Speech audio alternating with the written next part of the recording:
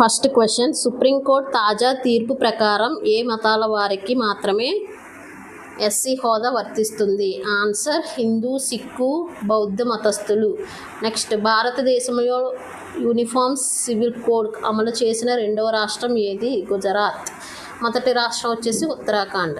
ఇటీవల లోక్సభలో ప్రవేశపెట్టిన ట్రాన్స్జెండర్ల హక్కుల పరిరక్షణ సవరణ బిల్లు 2026లో ముఖ్యమైన మార్పు ఏమిటి? స్వయంగా లింగ నిర్ధారణ చేసుకునే విధానాన్ని తీసుకురావడం. Next question, geological survey of India మొదటి జాతీయ భూ వారసత్వ కేంద్రంగా ఏ కోటను ప్రకటించింది? ఆన్సర్ కలింజర్ కోట. ఇది ఉత్తరప్రదేశ్లో ఉంది. రాజస్థాన్లో ప్రసిద్ధ హిల్ స్టేషన్ మౌంట్ అబూ కొత్త పేరు ఏమిటి? ఆన్సర్ అబూరాజ్. నెక్స్ట్, ఖదీ, చేనేత, హస్తకళ రంగాలను ఆధునీకరించడానికి కేంద్ర ప్రభుత్వం ఏ పథకాన్ని ప్రారంభించింది? ఆన్సర్ మహాత్మా గాంధీ గ్రామ స్వరాజ్ పహల్.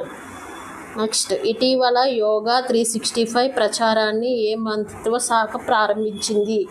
ఆన్సర్ ఆయుష్ మంత్రిత్వ శాఖ. నెక్స్ట్, MGNREGA పథకం కొత్త పేరు మరియు పెంచిన పని దినాలు ఎన్ని? 125 రోజులు పెంచారు. అలాగే దాని కొత్త పేరు VBGREM. భారత్ నుండి బ్రహ్మోస్ మిసైల్ కొనుగోలు చేస్తున్న నెక్స్ట్ క్వశ్చన్, భారత్ మత్స్య సంపద ఆక్వాకల్చర్లో సహకారం కోసం ఏ దేశంలో ఒప్పందం చేసుకుంది? Answer Israel.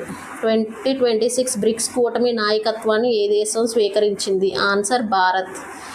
SDG నీతి ఆయోగ్ ఏ ఏజెన్సీతో ఒప్పందం చేసుకుంది? JICA Japan international cooperation agency.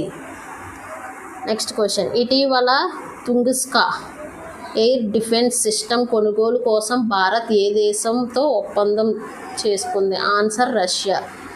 Next, ఇండియాలో క్విర్ మొదటి MP ఎవరు? మేనకా గురుస్వామి. నెక్స్ట్, 2026 ప్రపంచ యువ ప్లాట్ఫామ్లో భారతదేశానికి ఎవరు ప్రాతినిధ్యం వహిస్తున్నారు? ఆన్సర్ స్తుతి ప్రధాన్.